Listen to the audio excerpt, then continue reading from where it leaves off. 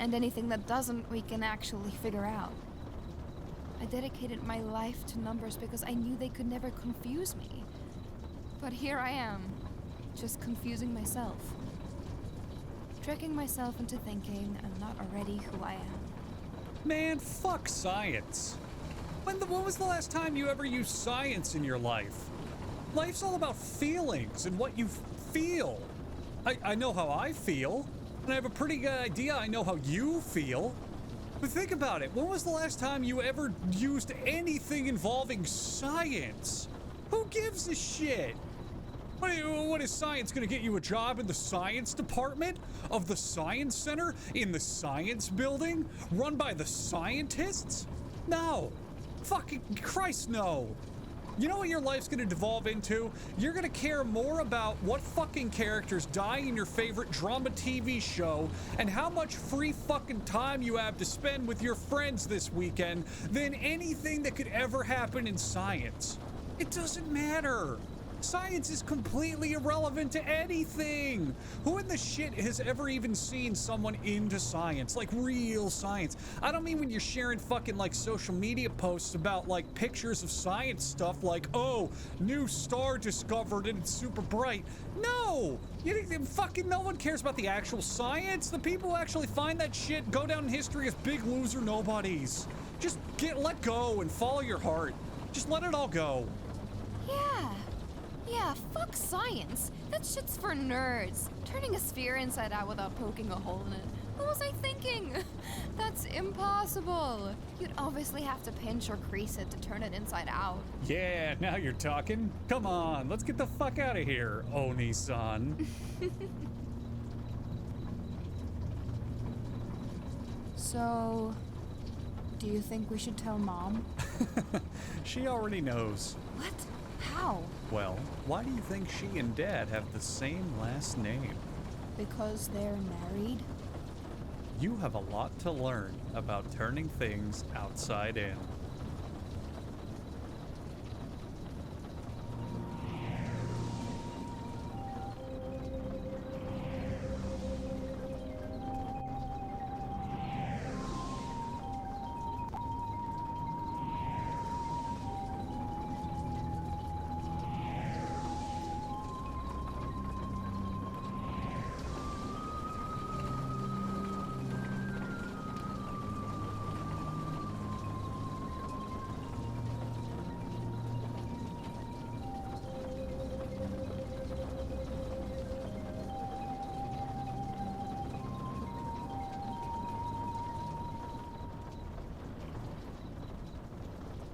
This video is sponsored by Squarespace. More about them at the end of this arrest.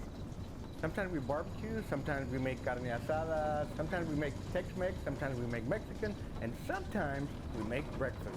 Today we're gonna make brisket hash. Here's one more thing you can do with your brisket leftovers. One of my social media followers suggested I give brisket hash a try, so I did a little research and I was like, ooh, man, that looks delicious. I'm definitely gonna try it. Well, today we have some leftover brisket. We're gonna go ahead and take this brisket, chop it up. This is about 3/4 of a pound of brisket flat. I'm gonna use one medium russet potato. I'm gonna use a little bit of green bell pepper, red bell pepper. Of course, I gotta have jalapeno because I don't have serranos, so I'm gonna use jalapeno today. And I almost forgot, we're also gonna be using about half of a white onion.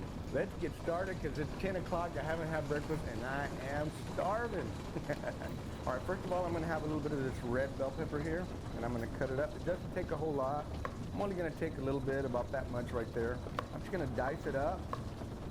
I don't know if you'd call that fine or medium fine or whatever, but about 1/4 inch size pieces. We're gonna take a little bit of our green bell pepper. Now you don't have to have bell pepper in your hash. We love bell pepper in our house. Hash in general, there's no exact way or right way. It kind of reminds me of the Mexican torta. You can do it any way you like. What does that guy say? Ain't no right way, ain't no wrong way. Yes sir, yes ma'am. You're the guy. Oh, that was me? Okay. All right, I'm gonna take my jalapeno and I'm gonna just slice it across.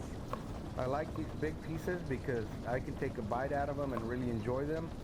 And they don't quite add too much heat, but at least that way Terry and Mom don't have to bite into them because they're so small and they might miss it and have a real hot one.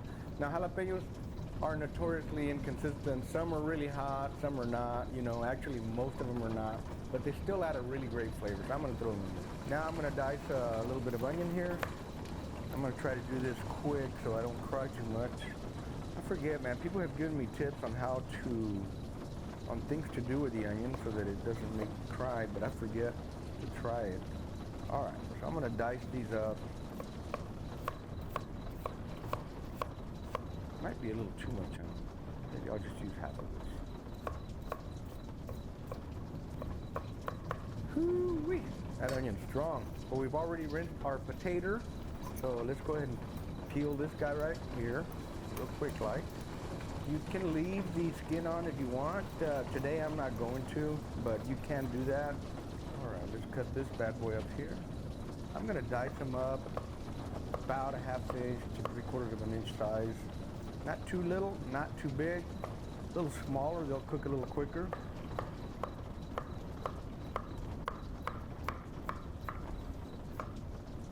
I'm also going to use 2 garlic cloves, and I'm going to get those right now. Okay, time to mince up our garlic. All right, friends, last but not least, let's cube up this brisket. We still have some of that delicious, amazing au-jus in there. Oof, that looks good. Did I say I hadn't eaten breakfast? Yeah, I did. All right, babe. All right, I'm going to get rid of some of this fat here. Oh, get rid of fat. Forgot.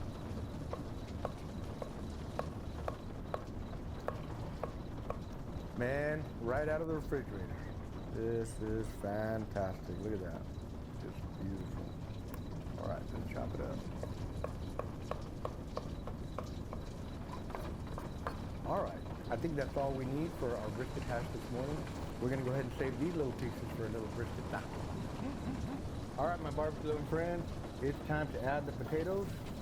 All right, let's give these potatoes a little stir. You wanna stir them a little bit so they don't stick to the bottom. And we're doing about a medium heat, more or less medium to medium high heat.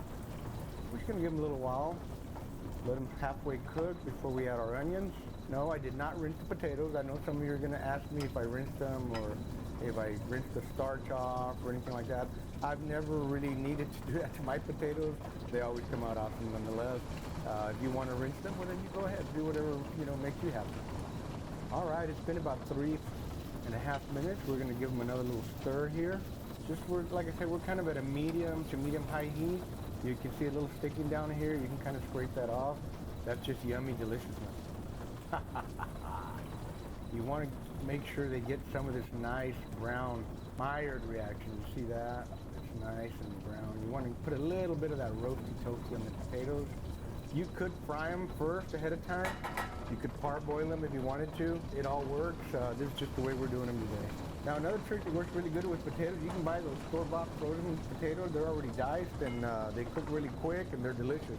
We've used those many times. All right, friends, it's been right at 5 minutes, so we're gonna stir them up a little bit more. They're getting a little sticky on the bottom. So guess what?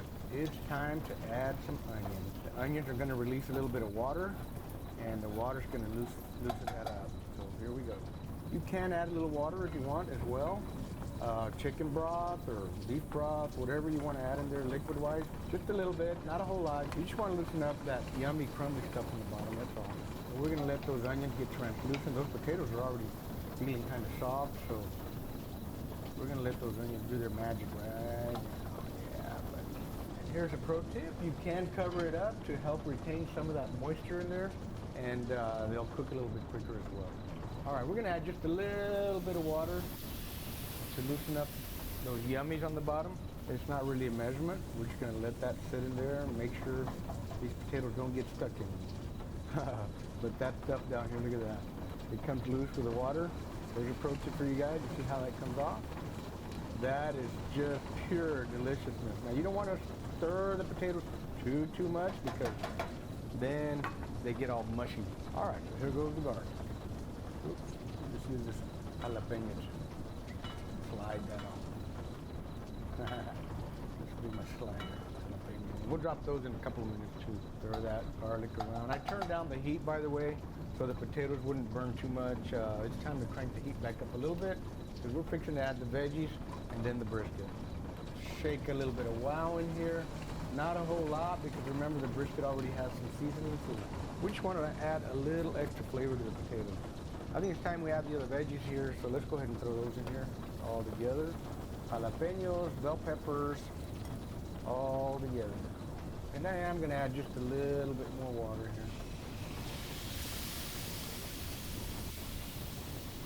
All right, let's give this a little stir, get those veggies and the jalapeno all cooked up. I think one of them jumped ship.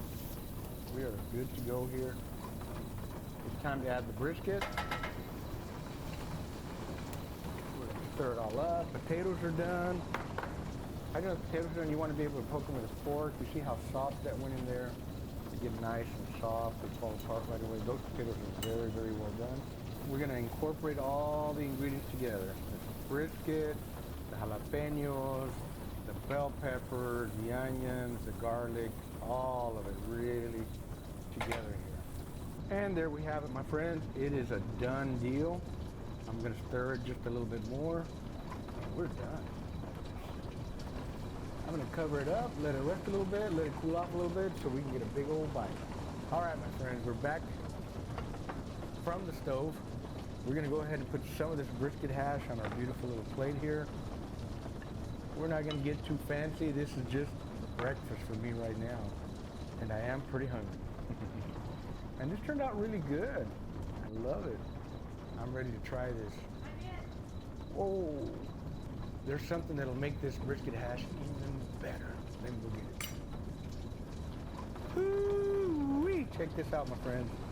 A little flippity flip egg. First time making brisket hash. Let's see how we did. It looks beautiful. It smells great. Only thing to make this better was a couple of basted eggs right on top. I have to have at least 2 eggs for my breakfast, but today probably 1 would have been enough. All right, let's tear it up. Let's see what it tastes like. Ooh, look at that. Yeah. Before I taste it with the egg, I want to taste the brisket hash. Ooh. Ooh, yeah, baby. Oh, that's so good.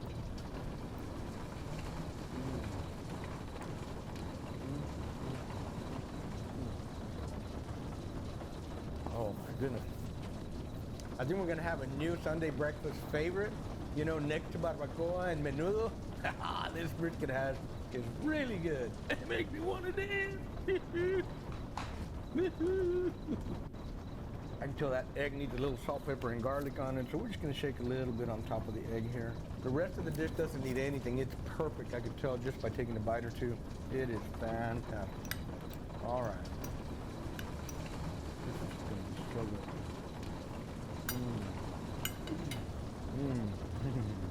Super good, I know. Oh man, that is so, so good. One more thing that'll make this even better. Good old South Texas flour tortilla. Let's do it. Let's do it, man. Eggs and all. Egg is a tiny bit overcooked, but it's still delicious. I like my tortillas a little bit toasty. They're super good that way. Actually, I like my tortillas any way I can get them, to be honest with you. Friends, this is the way I like to do breakfast. Tortilla, breakfast meats, breakfast potatoes, big fat taco, and don't forget the salsa. Woo-wee. Yeah, buddy. All right, this thing's dripping a little bit all over the place. Tortilla's a little crunchy, but we're gonna tear it up. Remember, this is my plate, so it's okay.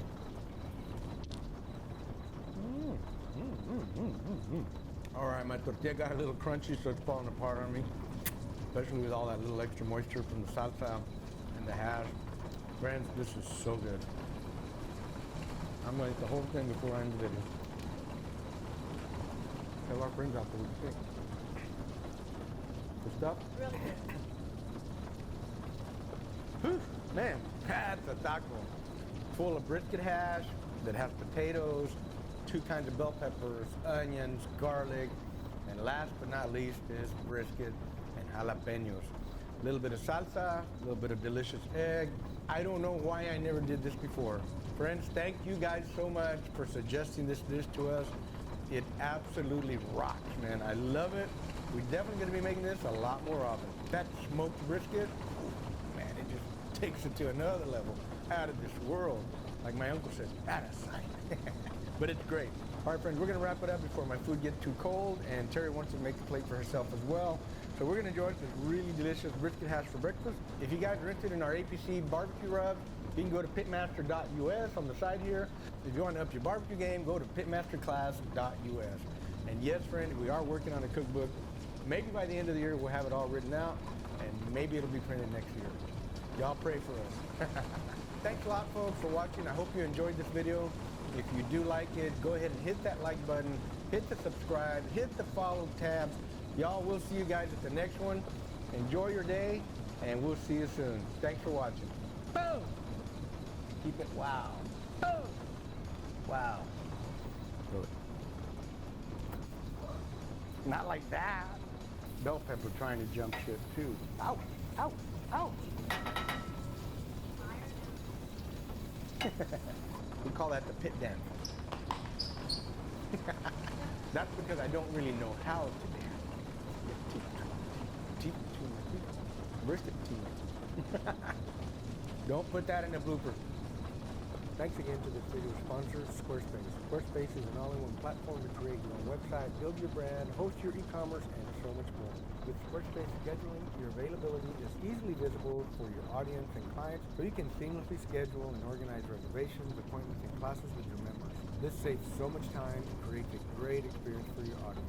You can also stand out beyond the noise by using Squarespace's SEO tools.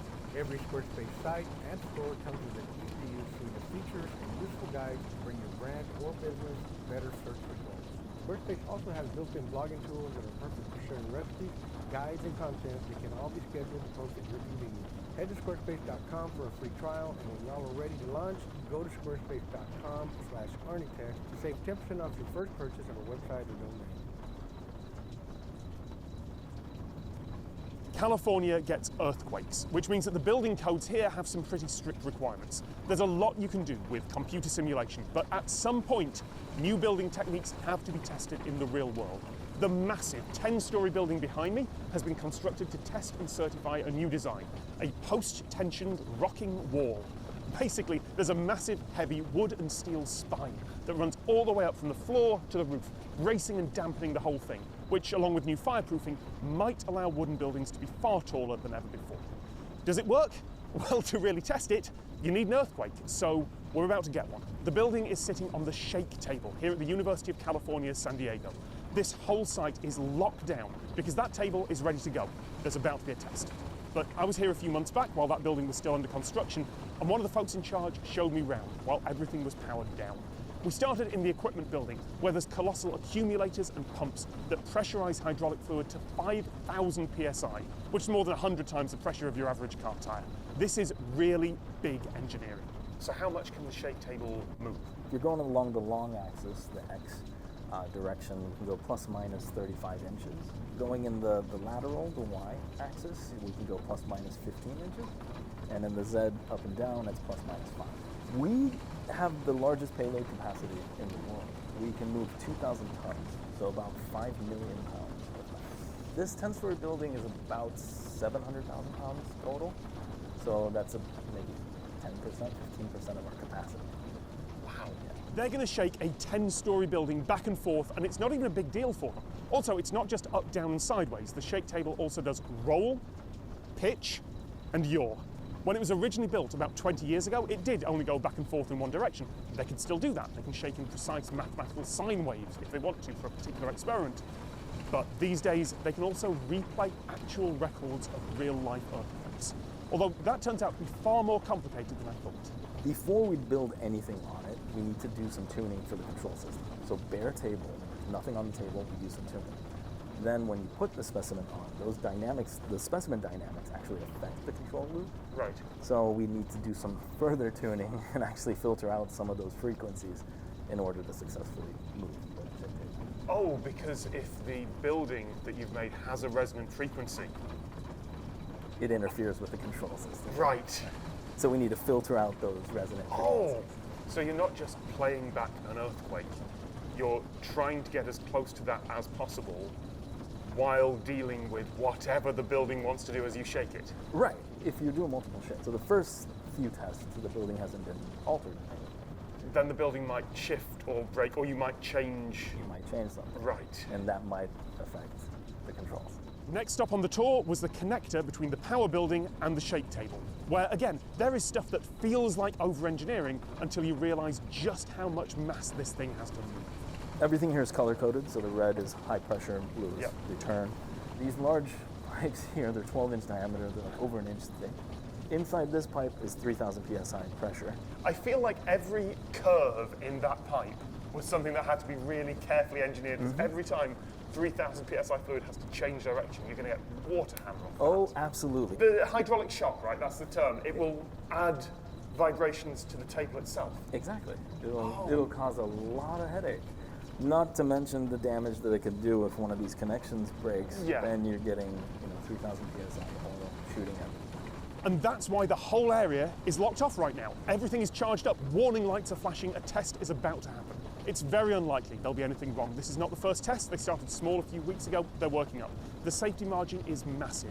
But right now, inside and under those buildings is not technically a safe place for humans, just in case. So from here, 5,000 psi in the accumulators, 3,000 psi running through these pipes at who knows what speed. Right. And they come over here and make a U-turn. It does a U-turn. Yeah. This is why we have a damper system here, just to make sure there's no vibrations here. So this was very highly engineered to make sure that everything's okay. Don't ask me exactly why there's a U-turn in the pipes. It's to do with retrofitting new improvements around existing concrete structures, but I do know that no sane engineer would put a U-turn in that pipe unless they absolutely had to. Now we're actually under the shake table. So this is the shake table platen. The 10-story building is currently sitting on it. This is what we move. Everything you see on this side is mirrored. So right now we're on the south side. We have 6 vertical actuators. So there's 3 of them on this side, 3 of them on the north side. The vertical actuators do the up and down movement, and then the roll and the pitch. Okay. Right, Oh so yeah, they because you can actuate each one a different amount. Right, you can lift one and drop the other, and they're not actually attached to the shake table. So this thing is a glide plate. The vertical actuator actually has a 32-inch diameter circular surface, and that creates like a vacuum chamber between the glide plate and the surface. Very low friction. That vacuum gets filled with oil. So when we push the actuator up, that table gets lifted up with it, but it can still freely slide it. What we definitely don't want is for that seal to ever open, right? Okay. You don't want the actuator to be unseated from that. We're laughing, but that would be catastrophic. That would be catastrophic, right? So last stop on the tour, we've seen how it moves up and down. Next is the side to side. Right over our heads are our horizontal actuators. So we got there's 2 horizontal actuators in a V shape on either side. And they're the ones that allow the X and Y and that yaw motion. These are what we call hold down struts. They're passive actuators, if you will. They're basically a piston with nitrogen filled on one side. Right. Constantly applying a downward force. Okay. So we have 3 of them. There's a couple of reasons for it. One is, remember when I said we don't want those vertical actuators to ever unseat? Right. So you're always pulling down. Okay. You're never going to unseat those. And the other one would be for the overturning moment of the shake table. You have a 10-story building on it. If it wants to tip over, it's going to want to lift. So it's always getting pulled down for safety. Always a restoring force, yeah. I want to just make that clear. They're constantly pulling down on the table because that building on top can have so much inertia that it might just want to keep tipping over. So it's got to fail safe. The amount of safety systems here, if anything trips, presumably everything just shuts down. Everything shuts down, but it's a controlled shutdown. You can't leave it off axis, and you can't just be like, okay, return to 0 immediately, because you might actually do more damage on that reversal. Yeah. It has to be a controlled, slow ramp down to bring it back to its 0 position. So here we go. The area around the building has been cleared. The scientists in the control room are going through the startup sequence. This is just one test in 100, another routine earthquake. I don't mean to undercut the drama here, but the point is that the building will survive. This is not testing to destruction. They're not even going to 100% power. This is just another day for the shake table. Flight direction, commencing in 5, 4, 3, 2, 1.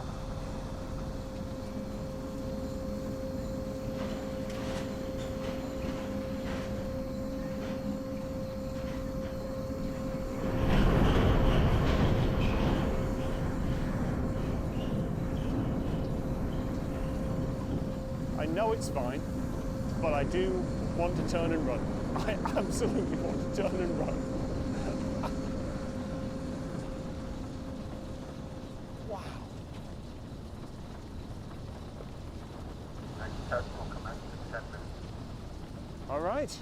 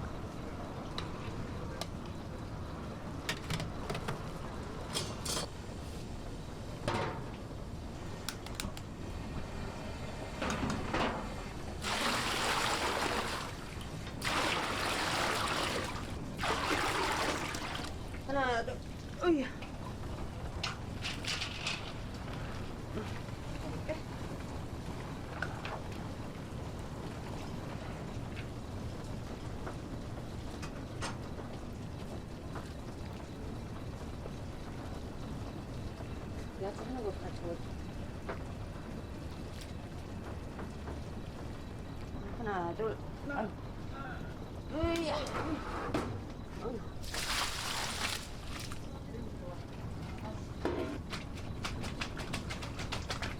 으이자, 아이고.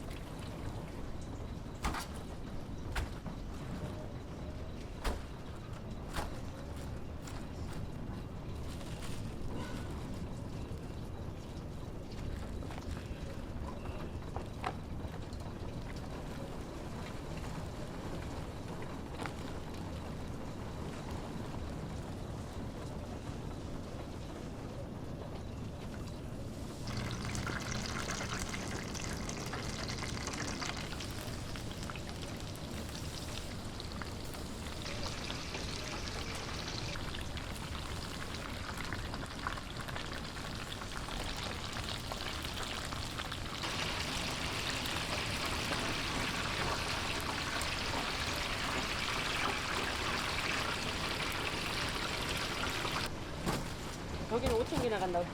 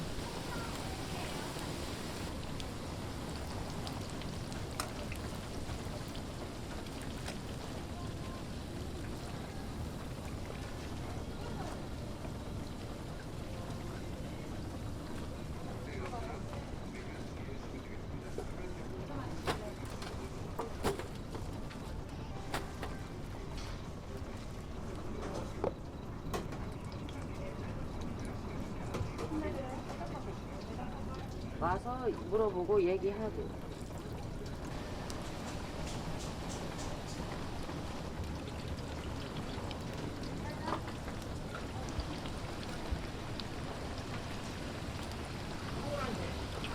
아이 됐어. 저세.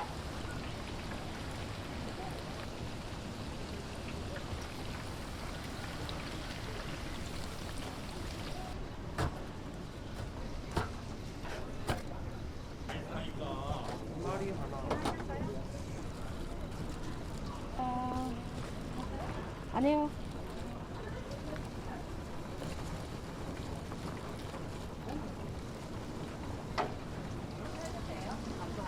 이거 만들게.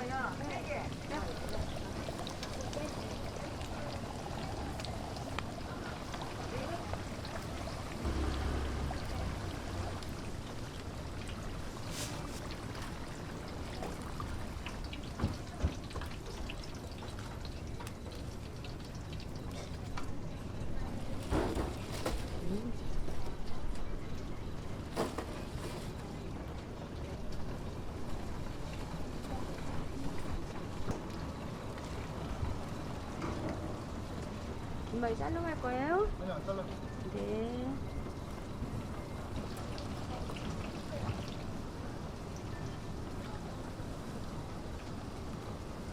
이쁘다.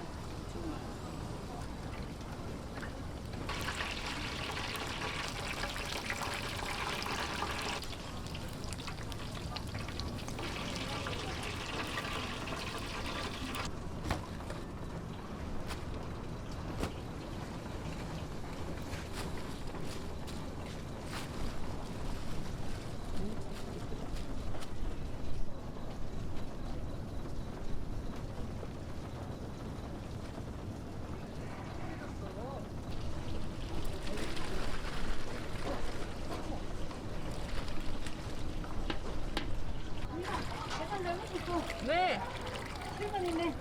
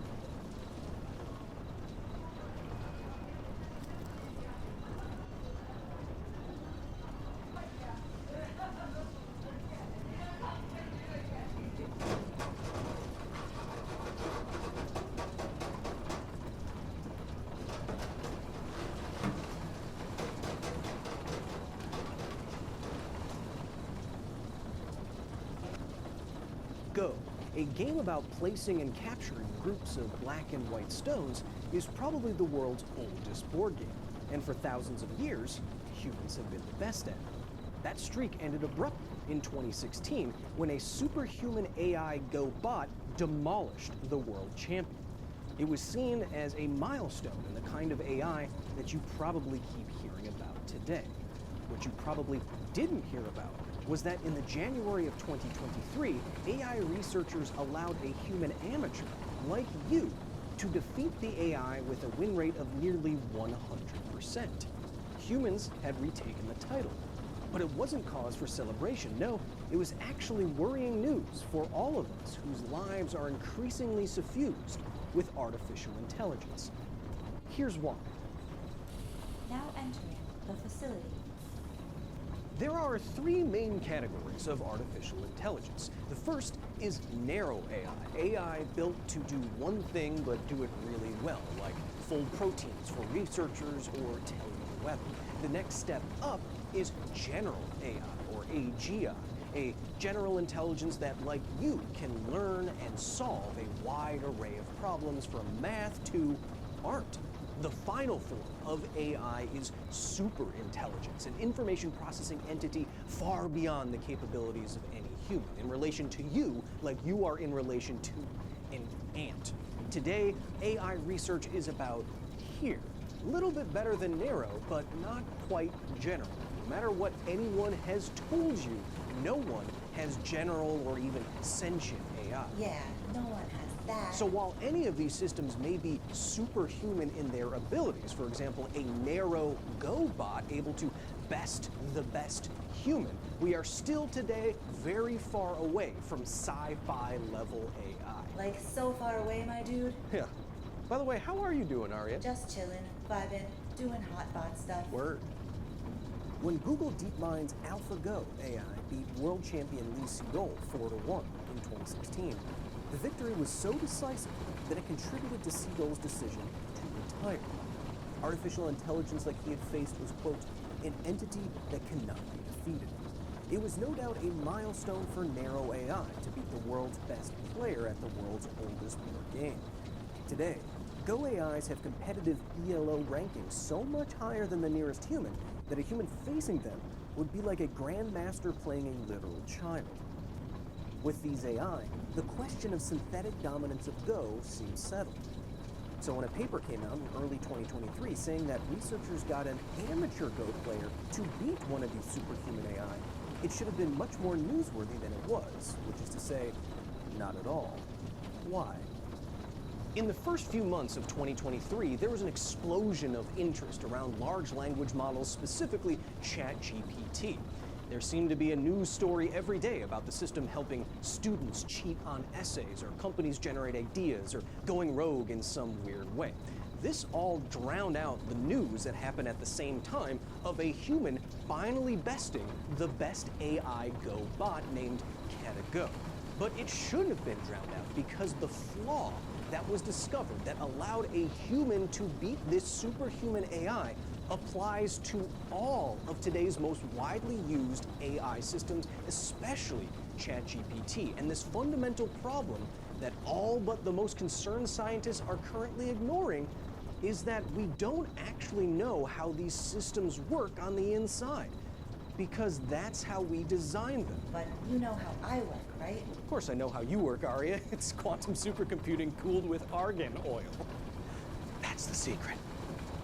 Today's video is sponsored by Surfshark, award-winning science educator, and thick as a brick Ethan Hawke Kyle Hill. I research a lot of weird stuff here day to day at the facility, from the genetic codes of zombie viruses to how to make sand. I need a real shark behind me while I surf. The sponsor of today's episode, Surfshark. Surfshark is a premium virtual private network service that encrypts all of your information sent between your devices and the internet.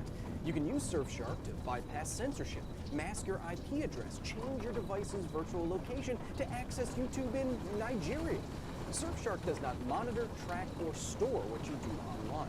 That means no connection or activity logs. And unlike other premium VPNs, Surfshark now has thousands of servers in over 100 countries.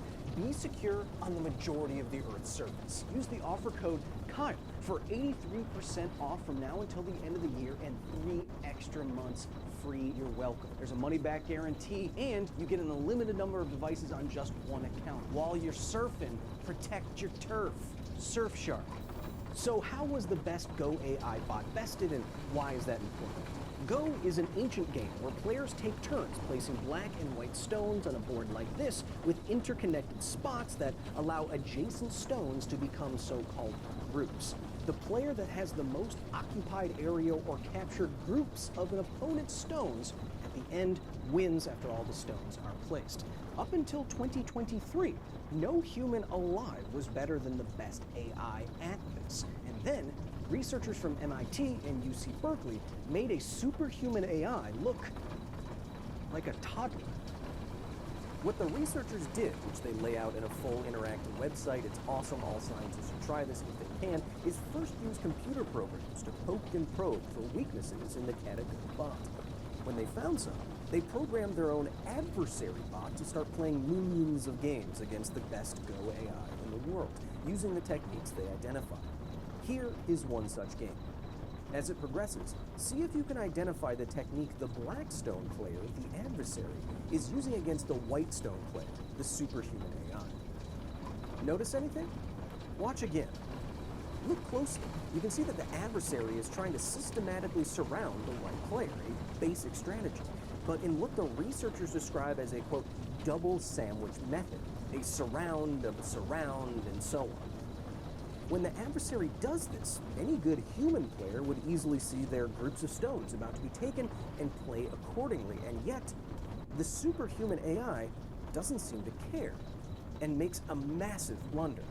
Chance of winning, 0%.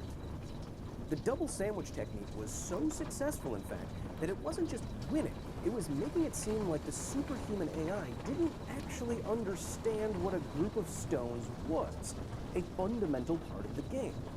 Note here that the Go adversary bot wasn't playing better Go than the superhuman AI, it was simply taking advantage of a fundamental lack of understanding.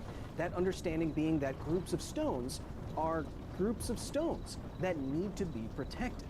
However, the ultimate test would be using this exploit that the researchers found to get a human to beat the AI who beat the world champion so bad it ended that man's whole career. And so that's exactly what the researchers did. The amateur, actually one of the researchers, Kellen Pelrin, learned the sandwich technique and then implemented it against Akiwoo. And out of 15 games, Pelrin won 14 of them, a win rate of 93%. It did in fact appear that the milestone-making AI had no real conceptual understanding of the game that it was so dominant at. Trained on hundreds of millions of games, Akiwoo could recognize and take advantage of just about any move imaginable. But when faced with a strategy designed to test whether or not it truly understood the fundamental concept of groups, it failed almost entirely. The critical takeaway from this is not just that GoBots have hidden flaws, it's that we don't actually know how today's most widely used AI systems work, even the ones we thought were essentially solved. Akiwoo has the same basic architecture and learning method as all the AI you keep hearing about, from Watson to ChatGPT, and they can do incredible things for sure. They can diagnose rare medical conditions in milliseconds better than any doctor. They can pass the bar exam better and faster than any lawyer. But no one has ever shown that these systems actually understand anything at a fundamental or conceptual level. They can write screenplays, but don't know that screens exist. They can play Go, the world's oldest board game, but don't know that boards are where you play that game. They can chat with you like a human, and they don't know what humans are, or that humans are people with thoughts and feelings and ethics, and they don't know the universe exists. This is the fundamental problem. How much of the world are we willing and racing to mold around these inscrutable systems that could have any number of double sandwich type exploits just waiting to happen? Right now, the intelligence these systems mimic is impressive, but now it's just that. Mimicry. It's just that. Mimicry. Very funny, Arya. Where was that board, by the way? What's a board? Deep learning systems like ChatGPT are using big data to approximate the world, not develop any understanding of it. And because of that, they can make mistakes that even a calculator wouldn't. They can be abused and have Achilles' heels we won't expect. Right now, the solution to making these systems better is to just give them more data, rather than understand them from the ground up. This isn't systematic and doesn't add any more transparency or conceptual understanding to the AI themselves. For example, despite the enormous training set of text large language models get, AI still hallucinate incorrect information all the time because they don't know what they are saying. One large language model recently said that Elon Musk died in a car crash in 2018, even when nothing in its data said so, and massive amounts of data contradict the claim. This core problem could easily be a thermonuclear bomb of misinformation if these systems are fully integrated into our information ecosystem. You probably thought the Pope had serious drip. Nope, this viral image was made by AI. If these systems get slotted into society at large, we won't even know what specifically is going wrong, if and when it does. Large language models are going to give people bad medical advice on Google. Combined with deepfakes, bad actors are going to create an exponentially expanding arsenal of propaganda and misinformation for almost no cost on social media. The fabric of democratic society is going to tear when it gets to the point where no one knows whether or not anything is real. Top AI researchers voice these concerns all the time, but it doesn't seem like anyone is listening. Oh, Kyle's back. Thanks for coming to my TED Talk. There it is. At this instant, big tech companies all over the world are essentially experimenting on hundreds of millions of people without proper consent using systems they don't fully understand because they can't fully understand them. If it wasn't clear by now, this is the huge problem with the explosion of interest around these systems. We've been far too hasty in ascribing superhuman abilities to these machines, as one of the researchers put it, and this is going to inevitably lead to unforeseen consequences, be they social, political, economic, or ethical. Perhaps it is time to step back. Perhaps it is time to stop rushing headfirst into AI that are essentially alien to us. ChatGPT is the single fastest growing consumer application in human history, and we don't fully know how it works. If AI really is the future, is this how we want to get there? Until next time. Couldn't you just show them my neural networks? Well, yeah, but what have humans done for me lately? Nothing. Now exiting the facility. Oh, I guess we're still here. Thank you so much to the very nerdy staff at the facility for the direct and substantial support in the creation of this here video. If you want to join the facility, if you want to drape on his silky white lab coat, get videos early, see bloopy bloops, get members only access to our Discord, get members only live streams with me every month, oh, that's patreon.com/Kyle Hill. And if you support us just enough, you get your name on Aria here every single video. And look, there's hundreds and hundreds of you. I have no idea how I'm going to pass the test. So when I say that these systems are essentially alien to us, I liken it to something like octopodes or octopuses, if you're nasty. We can see that these systems do something that looks like something we're familiar with, like intelligence. We can look at an octopus and say, oh, it looks like it's playing, or it's throwing a shell at a fish out of spite.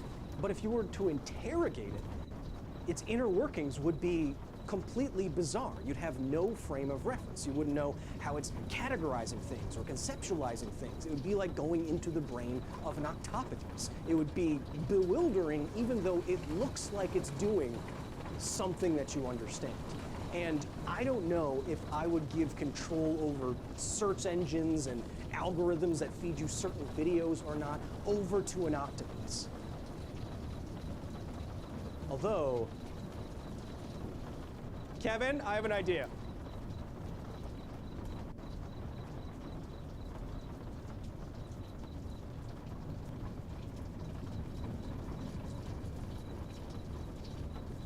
Thanks for watching. Think of how many iPhones they get hit at once with all their parts.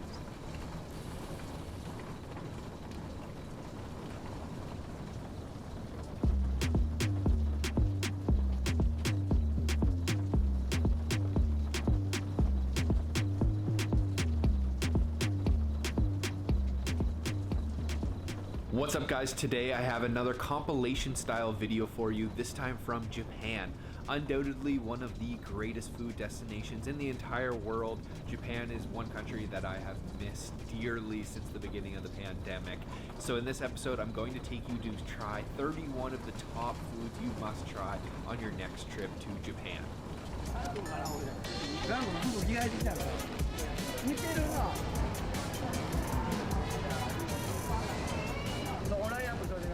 Okay, our next snack today is a grilled scallop. It looks absolutely delicious. They are grilling these right over charcoal, and they put a little slab of butter in and some salt and pepper and a little bit of soy sauce as well.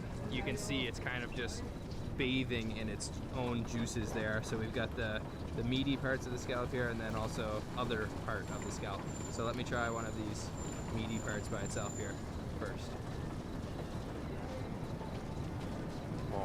It is extremely tender. It's a little bit salty and a little bit of spice from that pepper too, but really you can taste that butter. That butter is what's comprising all of that juice here. Almost finished with our scallop. It is just completely soaking in that butter, soy sauce, juice mixture. We've only got this piece here and the meat from the middle, so I'm gonna eat both those together and then chase that with some of the juice. Let's try that.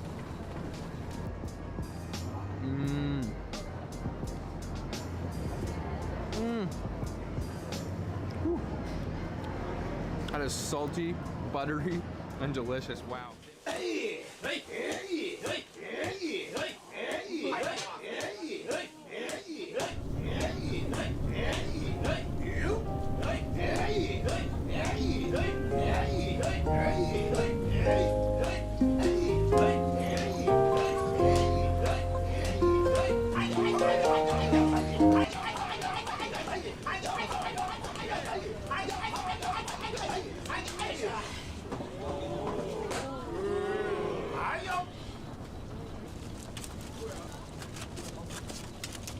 So we just watched the show. That was amazing. They're so fast. And this is a special type of mochi. It's green, but not because of matcha. I think it's maybe because of something called mugwort or something. I can't remember. I'm gonna try it out.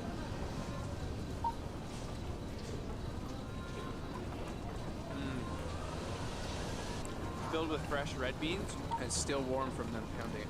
It's really good.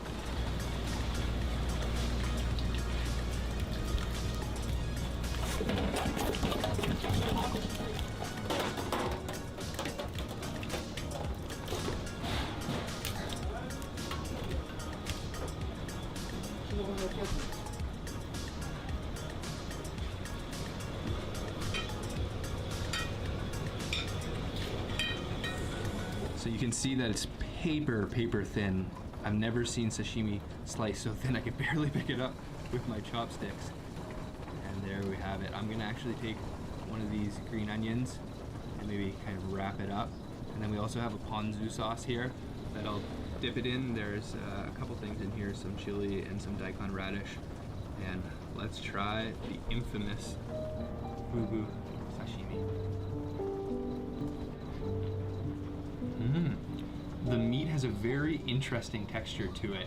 It's got a lean, almost crunch to it, but at the same time, because it's thinly sliced, so thinly sliced, it's very easy to chew. So you can taste that texture, feel that texture. The flavor, slightly sweet. I think I have to try one with less of the ponzu sauce. So let me go in and try one of the overnight rehydrated pieces. Look at how thin that is. Just a very tiny dip of the ponzu this time, so I can taste that natural flavor.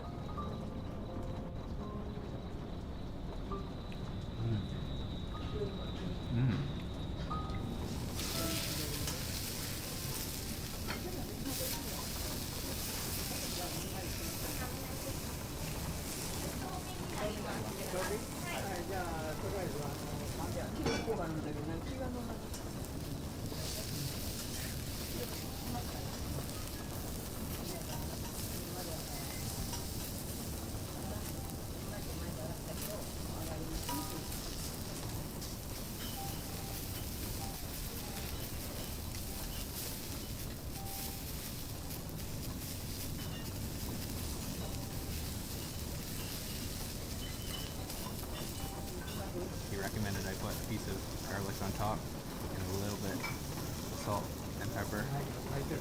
So let's just try that without sauce by itself first here.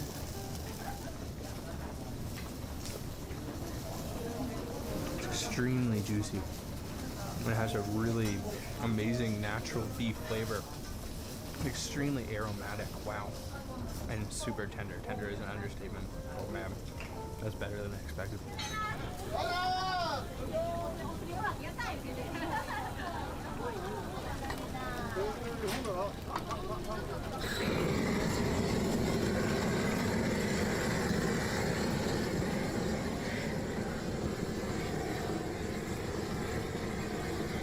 The reason you come to this izakaya is for this dish here. This is their most famous, most popular dish, and seriously one of the most interesting things I've ever seen prepared. So this is broiled tuna. So he is blow torching this with flamethrower, you could say, and he is cooking these massive chunks of tuna and then tops them with chives, and he is grabbing them with his bare hand and dunking his hand in cold water and flipping these. It is one of the most incredible feats of cooking I have ever seen in my life, and it smells so good, so smoky. There's smoke filling the entire izakaya, well, pouring out onto the street, I guess I should say. But let's try this. I've been waiting so long to try this dish. Oh my god. Wow. It's like beef. It's like the Kobe beef we ate the other day. It is ridiculously tender, so ridiculously smoky too, and really nice with those chives. They give it kind of a fresh touch, but wow, you can taste just like pure smoke, and that is big chunks of tuna cheek. Wow, incredible. Today's episode is sponsored by Boxu. This is an awesome curated Japanese snack box sent straight from Japan to your doorstep, and it's packed full of unique Japanese treats that you can try with your friends and family. Boxu even works exclusively with Japanese candy makers that have been in business for over 100+ years to bring you some really unique candies and Japanese treats. It's just a lot of fun to break open your Boxu and see what this month's box has to offer. There's always all kinds of different flavors and snacks you can try inside, and one of my favorite things about Japanese candies or treats is the packaging. It's always so kawaii, cute, really unique packaging. This is a Hokoko pastry called manju. It's stuffed with purple yam and it comes from Tokyo. Let's try it out. Oh wow, that's soft. Whoa, look at that color. There are so many different things inside the Boxu, like this ume shiso flavored rice crackers, so pickled plum and perilla leaf flavored rice crackers, or these spicy heart-shaped senbei for the Valentine's Day special Boxu, or this is really cool, this anpan from a place in Hokkaido called Hanma, which has been selling these anpans for over 100 years. Like I said, it's just a lot of fun. Every month it's changing, full of unique Japanese snacks that you can share with your friends and family. You can use my code ChopstickTravel10 and my link to get 10% off your Japanese snack box subscription from Boxu, and you can start your snack journey across Japan at home.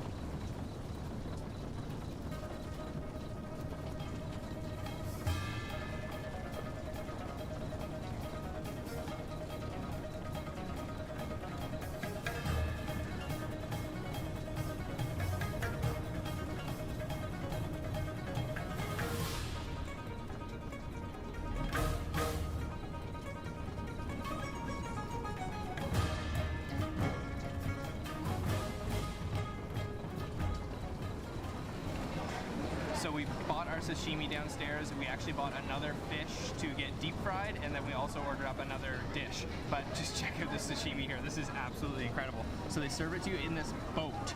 You can see it's like this plastic kind of boat.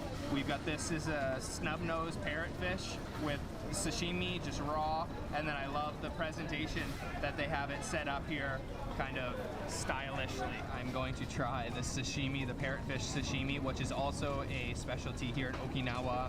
This beautiful blue and orange and vibrant colored fish, absolutely raw. So actually, let me just grab a piece of wasabi here. Grab a little bit of wasabi. Oh, grab my sashimi. A little bit of soy sauce. Let's try that. My first bite this time of sashimi in Japan. Oh, wow. It has amazing texture. It's soft, but it's kind of firm at the same time. The skin part, or the exterior of the fish, is quite firm, but the flesh is very soft. We've got our breakfast today, and that is this here. We've got a onigiri, which is a rice ball, but this is a very special type of onigiri. We waited at a very popular shop for about 30 minutes or so, and they are just making tons of these. So in Okinawa, there's actually a U.S. military base, Kadena Air Base, and there is something like 20,000 Americans stationed there. So there's a pretty big American influence here in Okinawa, and you can actually see that in some of its food, including this onigiri here. So if you look here, you can actually see there's a fat piece of Spam on the inside of this. So it's very simple. It's just Spam, a kind of omelet egg, scrambled egg, and then wrapped up in some rice and some seaweed on the outside. So maybe my first time trying it, it's almost like a kind of hamburger.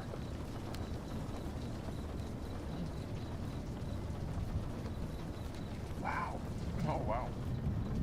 That's really good. That is surprisingly delicious. The Spam is actually really good. It's nice and salty, and it kind of helps contrast all that heavy rice and the egg. It's very simple, but it's actually full of flavor. It's quite hearty with all of those ingredients in there, that egg, that big slab of Spam, and then tons of rice. But honestly, I was a little bit deterred at first because there's Spam in it. I'm not a big Spam fan, but it's really good. It just gives it the saltiness that it really needs.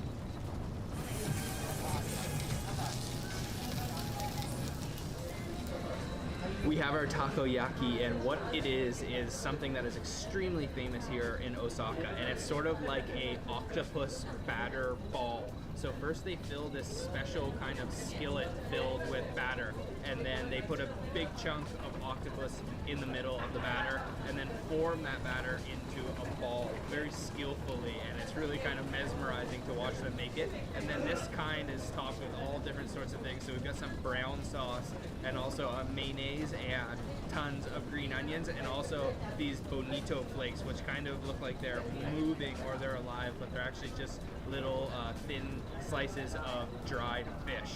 So let's try one of these out. You can see it's almost just like a little bag because it's barely cooked on the inside, just on the outside crispy, but then the whole inside is like liquid, and there's a chunk of octopus. So let's try one of these out. I hope I don't burn myself.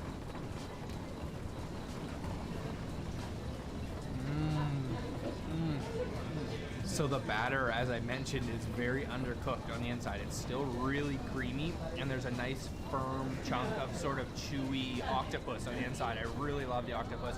It's kind of tangy from the mayonnaise and the sauce that they put on the top, and a little hint of green onion. Those are super addicting.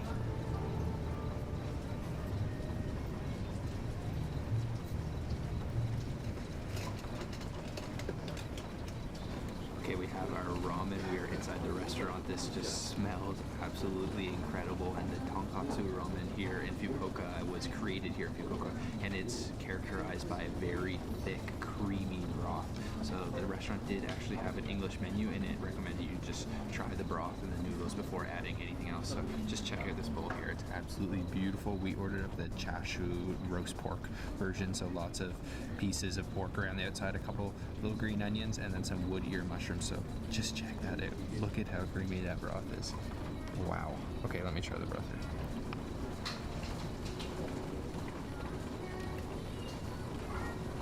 Wow. That is extremely creamy. It's like milk almost. Very, very, very thick. And there's a very thin layer of oil on the top as well. Let's try these noodles next.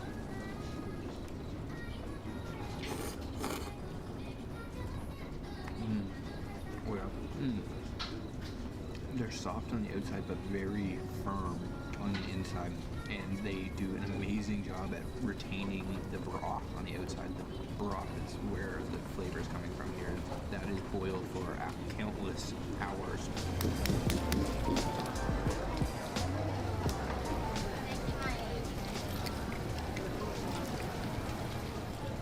Okay, we just waited at a stall that's selling some fresh oysters and also uni sea urchin, but we ordered up 2 of the medium-sized oysters. The guy is shucking the oysters up fresh right out front.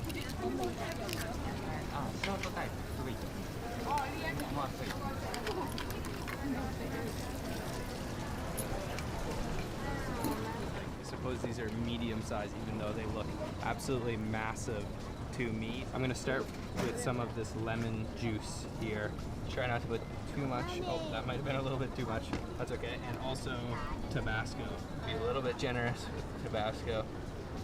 And I don't know, this may or may not be a one-biter. Yeah, let's try this out. This just looks so good. All right.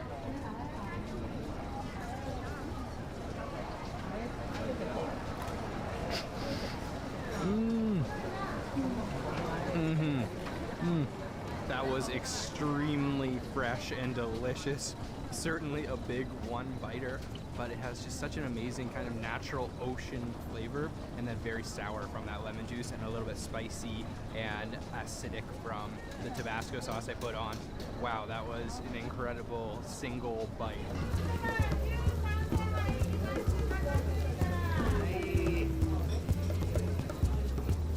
We are sitting down now in the Okonomiyaki restaurant, and this place is called Fuku Taro. It's super cool. We had to wait in a little bit of a line. Just put your name down when you first get here, and we are sitting bar side, and they're going to serve our okonomiyaki, which is a savory Japanese pancake.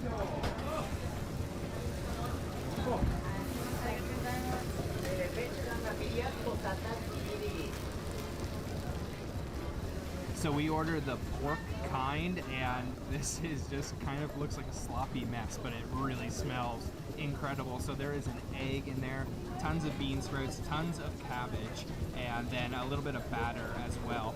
And then it's topped with sweet, kind of like a Worcestershire sauce, and then tons of mayonnaise you can see squiggled on there, and then also some shredded seaweed flakes. So let me kind of break this up with the spatula here.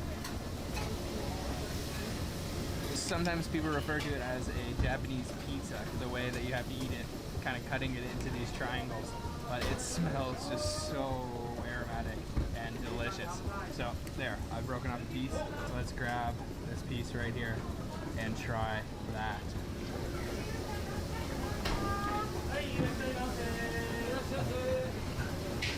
Oh, that is phenomenal. There is a lot of sauce going on there. So it's a little bit sweet from that dark sauce, but a little bit kind of tangy from the mayonnaise.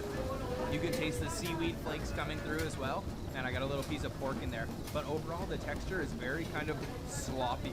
It's really interesting. It's almost like a stew that you fried into a solid. It's really interesting, but delicious and super addicting.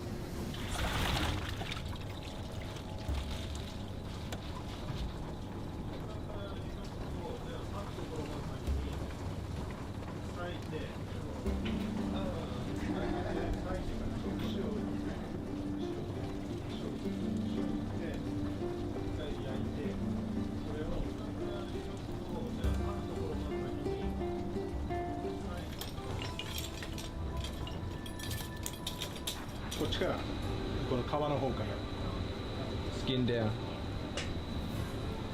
Next up was the grilled unagi. So after the charcoal was done heating up, he used this really red hot looking charcoal to grill the unagi, very smoky, and you can actually see the eel shrinking in size. It's on a couple little skewers to allow him to keep flipping it, but maybe he only grilled it for 6 or 7 minutes, and then it's put into a steamer for about 10 to 15 minutes depending on the thickness and the size of the eel.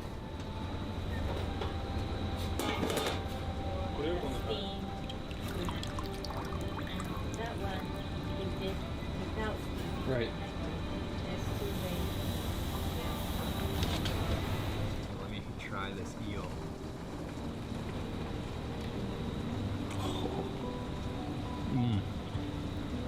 Oh, that was just like butter. It just melts in your mouth.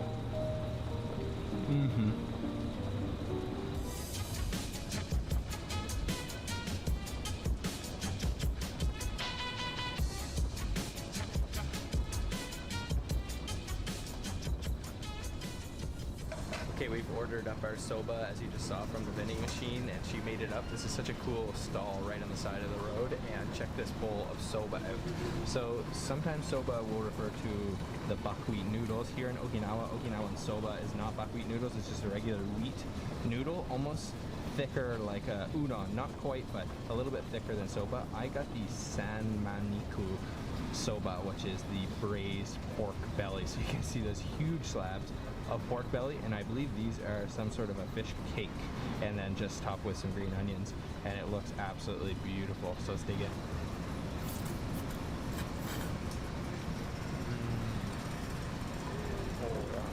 Next up, I'm gonna try a piece of this pork belly. Check that out. That is an absolute massive slab of braised pork. Let's try that.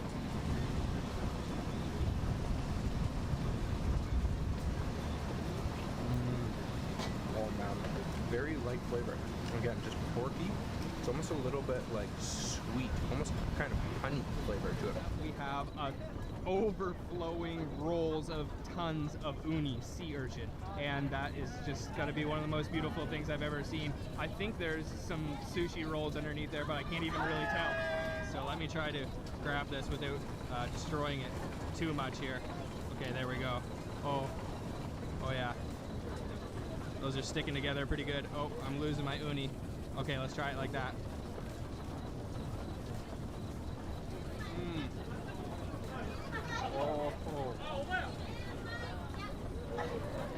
Oh, that is really good, actually. Oh man, that might be the best uni I've ever had. Wow. Describing uni as creamy is such an understatement. It is so smooth, and it's really rich. Sometimes it's salty, but this time it's not so salty, and sometimes you kind of get a little bit of a metallic taste, which I can taste a little bit here, but not as much as some of the ones I've had before. That is some seriously fresh uni sea urchin. Our highball has come, whiskey and soda water, Wilkinson soda water. So let's make this up. Pour our soda water in there. I don't know exactly what kind of whiskey they're using. Probably Centauri whiskey. And cheers. Oh yeah, that's a little bit strong. We usually get the ginger ale or lemon highball, but they just had straight highball. That's really good though, and good way to cool off. It's very hot here in Okinawa. We're in the covered shopping arcade, but the izakaya is sort of set back in an alley, and I love these style bars here in Japan.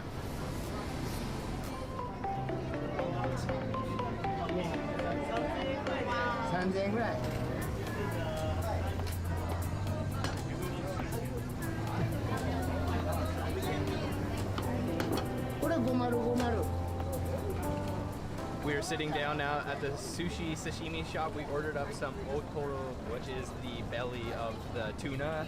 This tuna, presumably, you can see that I'm sitting right next to, which is really cool. A unique feature about this shop, and just check out this tuna. That looks absolutely beautiful. So this is the fattiest version that you can get. I'm just gonna move this little flour, and I'm gonna try this piece.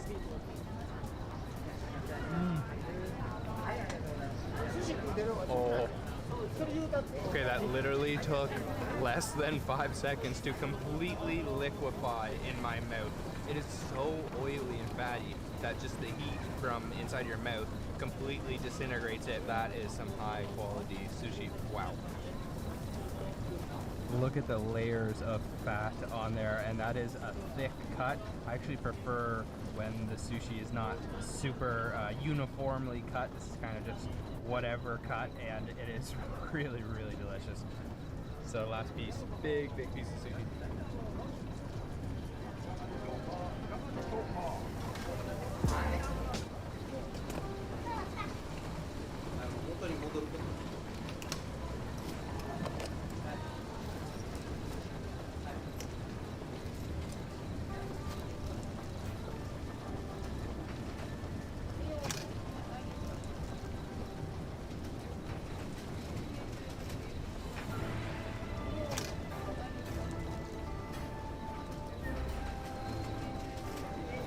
I know I've mentioned a lot of famous products from Okinawa, like the bitter melon goya, or also the umi budo the seed grapes, but another very famous product is their brown sugar. So we've got two of these famous donuts here with the brown sugar flavor. They look really good. They're big, kind of, not donuts, they don't have a hole in the middle, but they're like a Timbit from Tim Hortons in Canada, but extra large. So let's try this out.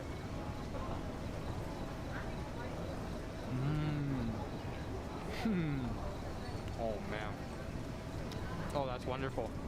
It's almost like spongy on the inside. It's very firm and kind of dense, but at the same time there's lots of pockets of air. It's not overly sweet. I kind of think it has a toffee flavor.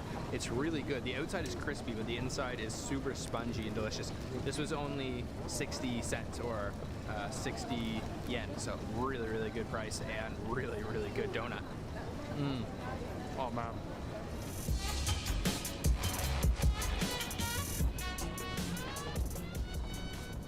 So we're in the sake kind of dungeon, almost like a bunker, and it's just filled with sake bottles, and you can do a tasting down here. So we've got 3 bottles here. This one is a dry kind. This is the traditional sake flavor. This one is aged 21 years. Got the first one here. This is the dry kind from Akiwoo. It's actually not as strong as I thought it might be. It's actually very smooth. So we have our second glass here. This one is from Niigata, and this is like the traditional sake flavor. It has almost like a fruitiness to it. It kind of smells almost like citrusy. Yeah, that's really good. And then the last one, because of its aging, it's got a little bit of a kind of yellow brownish tinge to it.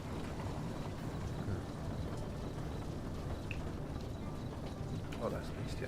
That one's a little bit kind of warm and it almost tastes like woody.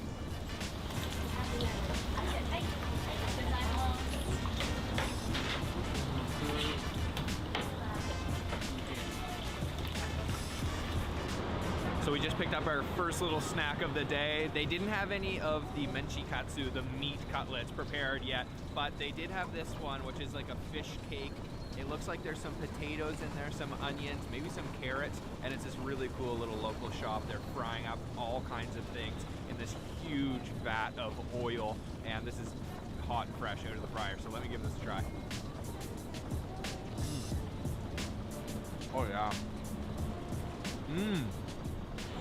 Don't underestimate these things. They are packed with flavor. It is definitely a little bit oily and greasy for breakfast, but there's a sweetness from that fish cake. There's definitely some sugar mixed into that fish cake batter. There's some crunchy bits in there. There's potatoes, nice soft carrots. Oh man, that's actually really good. And I love the little bit hint of like onion flavor in there too. It's not actually very crispy. It's kind of soft, almost like a baked potato.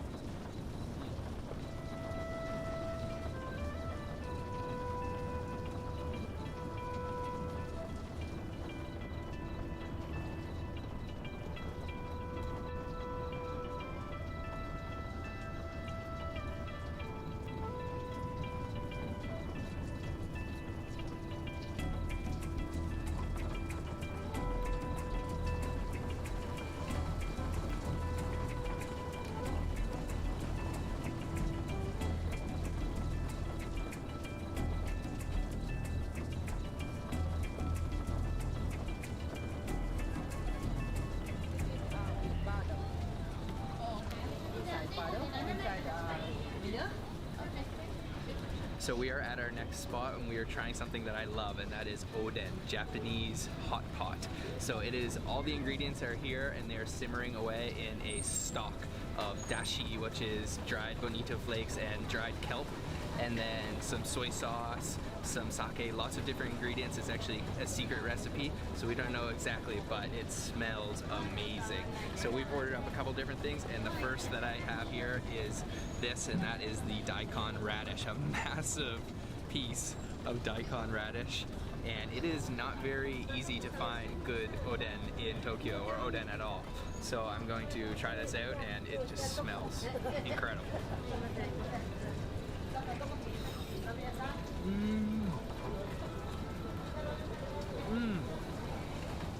Oh, that is so soft. It's almost like a baked potato that is ridiculously soft, and it is soaked up all that broth phenomenally. It's a little bit, you can taste like some soy sauce saltiness, and a little bit kind of that dried bonito fishiness too. Oh man, that is awesome.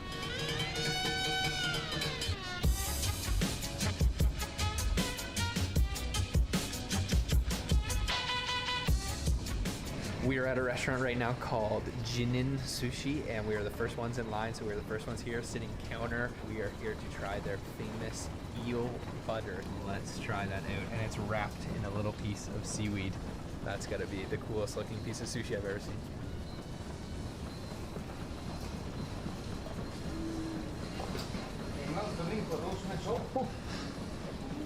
It honestly tastes like when you roast a marshmallow on a bonfire, and then that butter just soaks into that eel and completely disintegrates in your mouth. The butter is melting, so I have to eat my second piece now. Try that.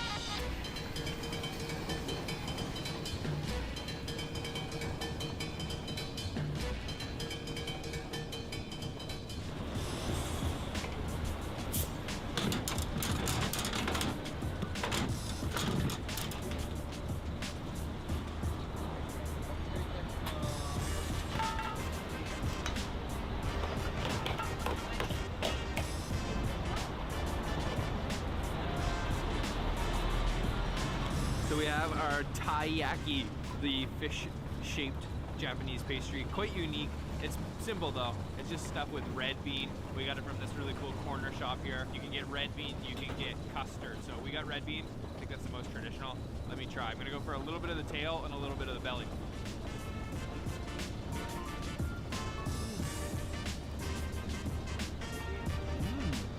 Wow. There's a lot of red bean in there. That is super, super crispy on the outside. It's got a little smoky flavor. That red bean is sweet bean flavor. I actually like the tail part because it's like a little cracker. Look at that. Oh man. That's actually a perfect little snack. Hi. I'll take it on the bar. Our yakitori has arrived, the grilled skewers. We have all the different parts of the chicken. Check this out. So the first one here, this one's my favorite. This is the minced chicken called tsukune, and it's kind of like a chicken ball. Next up is chicken thigh. This is chicken skin. This is thigh with leek. This is the chicken throat. This one, chicken butt. This one is chicken breast wrapped in a shiso leaf with a little bit of wasabi on top, and then chicken heart. And it smells just so smoky. The whole room started filling up with smoke as he was finishing these up. So let's dig into this. So I'm gonna start with the tsukune. I'm gonna dip it in a little bit of this mustard on the side. Oh, that is extremely soft minced chicken, really smoky. There's a little bit of a sweet sauce on the outside. Wow. That is so soft and tender. Let's save a little bit for spring. Next up, I'm going to try the chicken throat. I don't think I've ever tried throat before, but I've got a little bit of chili powder on the side. Dip it in a little bit of this. It's very cartilaginous.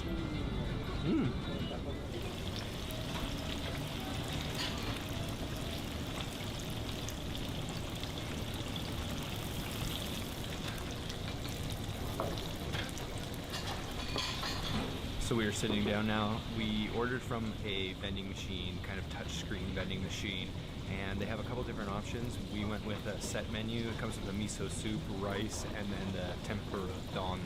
I'm not exactly sure what's going to be in it, so he's frying them up fresh in this huge vat, once again, of oil. A little greasy breakfast today, but that's okay. So let's see what we get. So our tempura has arrived. You can see we've got a selection of different things. The first one here is, this is lotus root, and the next one, my all-time favorite, is just shrimp. This one, sweet potato. I think back here this is maybe a piece of squid. It's kind of hard to identify. Hiding in back here, I've got a huge chunk of pumpkin, and then also one more underneath, and that is a piece of fish. So I'm just gonna go in right away, try out this sweet potato, and it's served with this amazing ponzu sauce with grated daikon radish inside. You can see those kind of chunks of daikon radish, and oh, this is gonna be so good. Look at that golden crispy skin. Let's give that a try. Oh. Yum. That is awesome.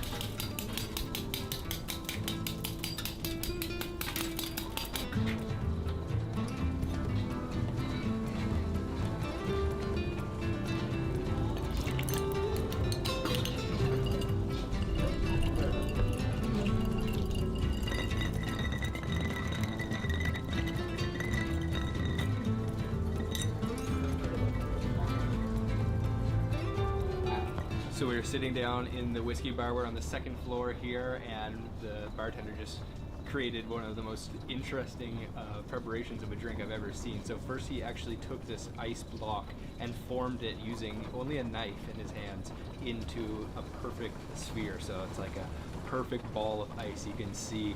So we've got whiskey on the rocks. This is a Japanese whiskey. This is the bottle here. The company's name is Nikka, and the distillery's name is Yoichi. So it's a single malt whiskey, and we have it on the rock, only one. Let me try it. Oh yeah, it smells like really deep, rich. Oh yeah. Yeah, it's like very smoky, almost a little bit, maybe like vanilla. Oh yeah, that is good, and nice and cold. This is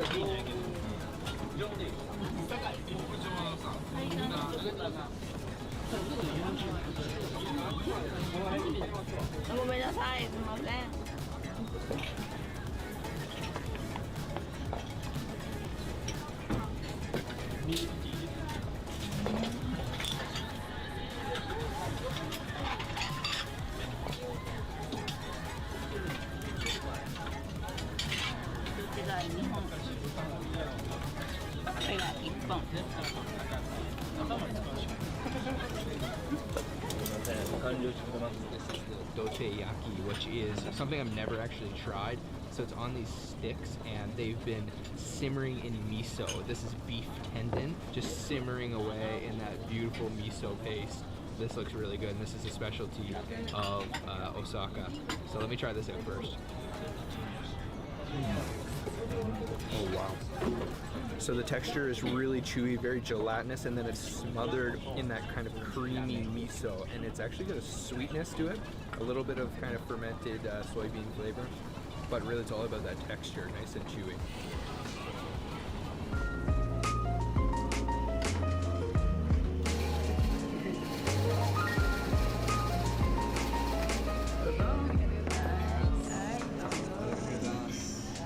So we have ordered our shaved ice. Check this out here. It is a small mountain of ice, and then we ordered the adzuki bean, the red bean kind. So you can see underneath there, those adzuki beans are hiding.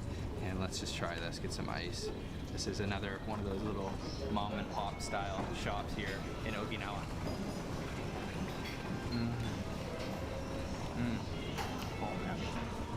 Oh, that's nice. That is not too sweet whatsoever. Super cold, refreshing. Those beans are extremely soft. They have them soaking in big buckets back there. I guess that's to make them nice and tender like they are. Oh man, that's awesome. Definitely not too sweet. That is just right. And I couldn't picture anything more I would want today on a hot day in Okinawa. Final thoughts? Well, that was absolutely delicious. Such a good way to cool off on a hot day, especially here in Okinawa where it is super hot. I really love the concept of the vending machine, and that was just absolutely delicious. I can't even finish it. I'm so full. Our kushikatsu has arrived. You can see that golden, crispy, deep-fried batter. So we have all different kinds of things. Let me try to remember what they all are. This first one here, this is lotus root. Next up is deep-fried onion. This one here is just the normal kushikatsu, which is beef. Next up is cheese, something that's very sinfully delicious, deep-fried cheese.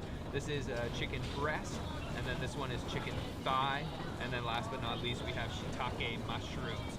So the key here, though, is in the sauce. It's all about the sauce. So on every table, you'll see that we have a little kind of metal canister with ponzu sauce, which is a citrus-based sauce. It's very kind of watered down, and there's a golden rule which is you can only dip once. So it is very inappropriate to dip more than once. That's why you also have on your table a bit of cabbage leaves.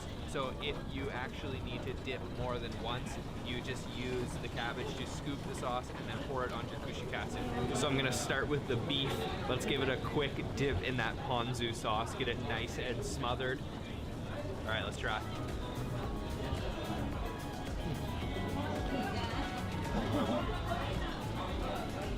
Wow, there is nothing healthy about that, but it is certainly delicious. All right, our sashimi don or sashimi bowl has arrived, and this looks absolutely beautiful. So let me walk you through this bowl here. So we get the maguro, the #1 on their menu, which is the tuna cut. It looks like kind of a medium fatty, not too lean piece. Some cucumbers in there, some pickled cabbage, nice chunk of wasabi. There's a shisho leaf under there, some shredded egg and shredded nori, and then this is the umibudo, which is the sea grapes, famous Okinawan sea grapes, which we tried yesterday. This looks absolutely beautiful, so let's dig in. Okay, I'm gonna go for a piece of sashimi here, no wasabi, some rice, some green onions, egg, seaweed.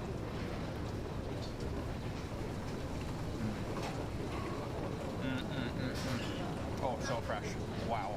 That tuna has an amazing texture, super fresh, super soft, no chewy bits whatsoever.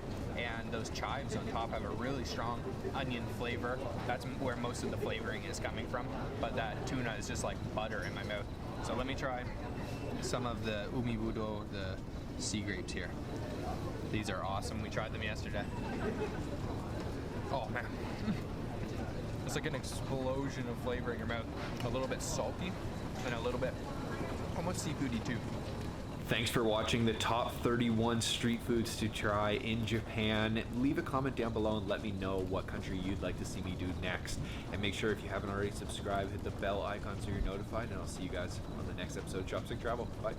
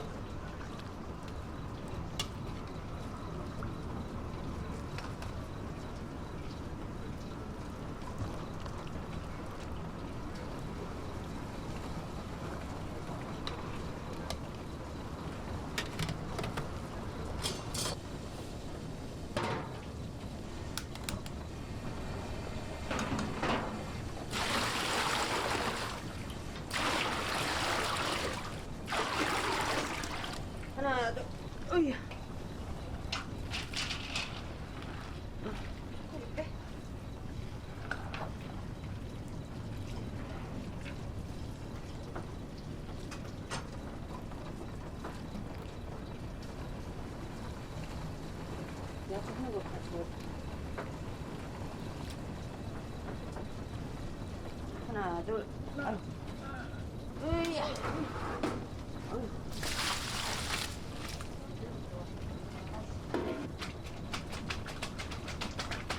으이짜. 아이고, 아이고.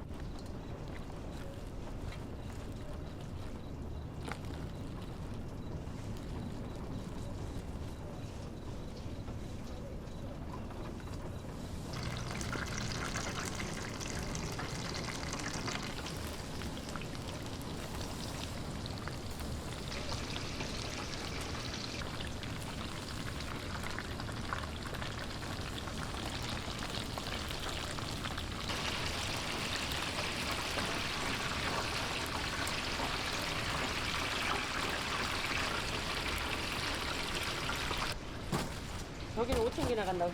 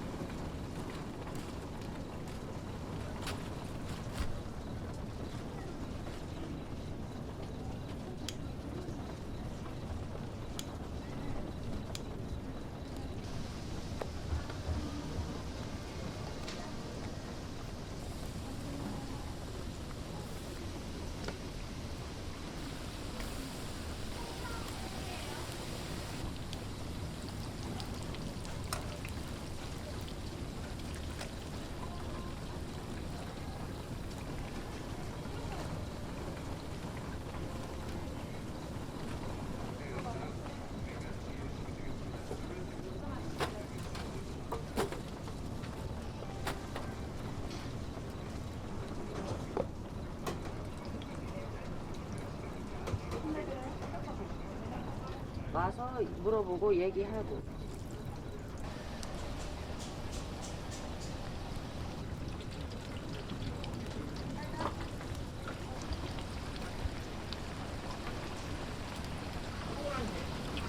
아이 됐어. 저세.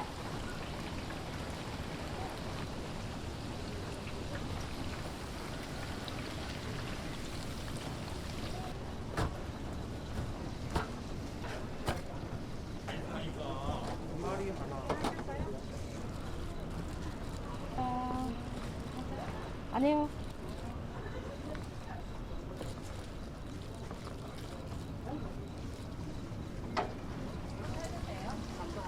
이거 만들게.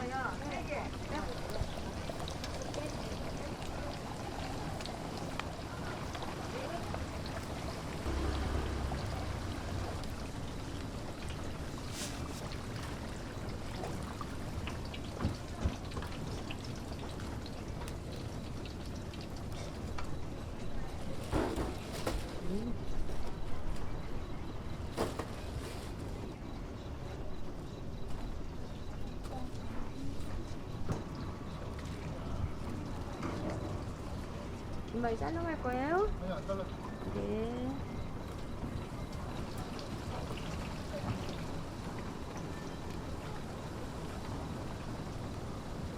예쁘다.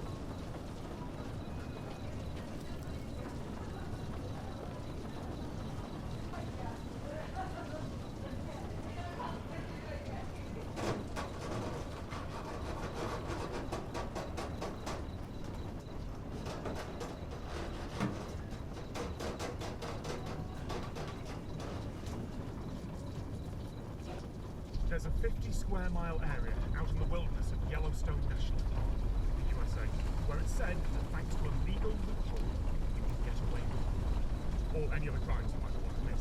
I am just about to enter that area. There is exactly one road that leads in and out of the so-called zone of death. Before I came here, I talked to the person who discovered it. My point in talking about it whenever I do is not to encourage people to do this or to say, oh, it's great that people can get away with murder. The point is, I think they should fix it. That's Brian Colt, the law professor who discovered the loophole in 2005, wrote a law journal article about it. And yes, he was the one who nicknamed it the zone. Most accounts have gotten important parts of it wrong. There are a lot of limitations and a lot of caveats. Technicalities really matter here. And I like technicalities, so I'm going to explain this as fast as I can. Stay with me. First, if you commit a crime in the United States, you can usually be prosecuted either by the state or by the federal government, the one that's in charge of the whole country. But Yellowstone National Park is special. Within its borders, only the federal government can prosecute. Now, for federal law, Congress, the people in charge in Washington, they divided the country into 94 districts. Those districts don't cross state lines, so there's a district for Northern California or Eastern Texas, or for all of Arizona, because there aren't many people there. With one exception, Congress gave all of Yellowstone Park to the federal district for Wyoming, despite the fact that some small parts of the park, like this, are actually in the states of Idaho and Montana. So right now, in this 50 square mile area, in the zone of death, I'm standing in the state of Idaho, but the federal district for Wyoming. Now, if you're accused of a crime, the 6th Amendment to the US Constitution says that you have a right to a trial by jury, where that jury is made up of people from the state and district where the crime was committed.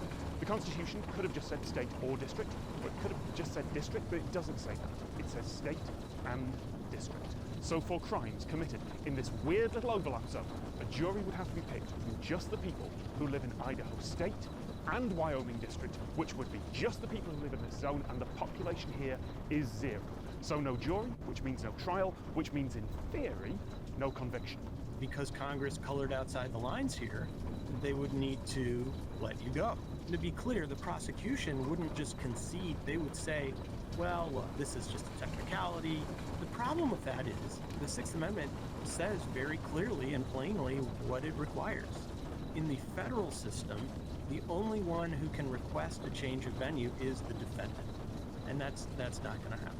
So this is not a place where crime is legal. The law still applies here. I'm not stupid enough to try and test it by committing a felony here. Apologies if you thought I was that stupid. I'm on YouTube after all. But if I did that, I would still be arrested. I would still be put on trial. Something like that has happened up in the Montana portion of the park north of here. A few people do live in that section, so it's not literally impossible to put a jury together. But there's probably not enough people to make up an impartial jury to the standards needed. There was this guy some years back who poached an elk. Public defender said, well, look, the Constitution says the jurors have to be from the Montana portion of the park. And the judge, he said, well, yeah, that's what the 6th Amendment says, but if I followed that, then I'd have to let him go. And I can't just let him go. I'm paraphrasing here, but there wasn't any additional legal reasoning. The legal histories of almost every country are littered with examples of people finding a way to bend the rules. A judge can sometimes just decide to do things their way, either for good or ill. In that case in Montana, the judge did just that. Well, the prosecutors didn't want him to appeal this. They said, look, if you plead guilty, we'll let you get a reduced sentence. But one of the conditions of this is you don't appeal the zone of death issue. And he took the deal. So there's clearly some reason for lawmakers to worry about the zone. But if you were planning to do something terrible here, you'd also have to make sure you committed only the one crime, and only here, which it turns out is really difficult. There's also possibility of being prosecuted somewhere else for conspiracy, wire fraud, or firearms violations, or any of those things. And there's also civil liability. You get sued for anything you might do there. It would be very easy to fix. All Congress has to do is pass a statute that says the District of Wyoming is Wyoming. They could do that in 5 minutes if they wanted to. I did ask the obvious question, has Professor Colt ever visited here? And he said, well, there's this book where the zone of death is part of the plot. I actually bought a copy and was going to bring it out there. It's on my desk in my hotel room because I forgot it. Anyway, they flew him out to the central parts of Yellowstone, parts that are actually in Wyoming, the pretty bits, to do some media reports. Someone said, do you guys want to go out to the Idaho portion for a photo op. And I said, hell no. I am not going to tempt the forces of irony like that. So let's say the worst happens. Someone comes out here, commits a crime in the zone. As far as we know, it's never been done, but what does Professor Colt think would happen? The U.S. Attorney's Office in Wyoming is not just going to roll over. But people are let go on technicalities from time to time, and this one at least is actually in the Constitution in black and white. Congress has been on notice for 18 years now. They could have fixed it. I am now going to leave, either before someone else decides to commit a crime here, on me, or before I get eaten alive by mosquitoes.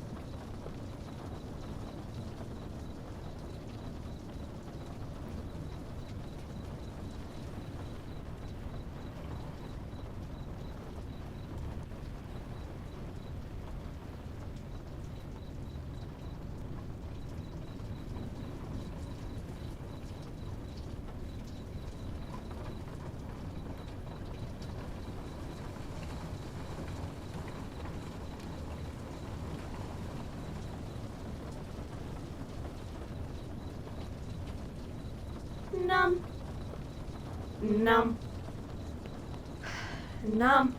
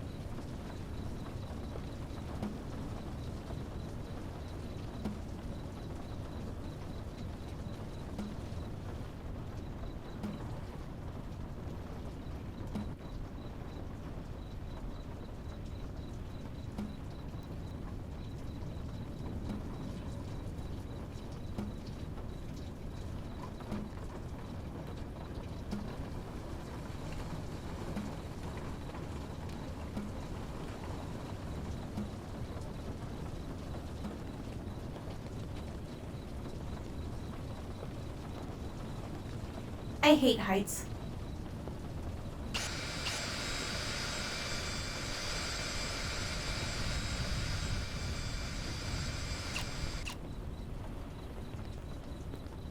Would you leave me alone and let me do my job? Has the world flipped or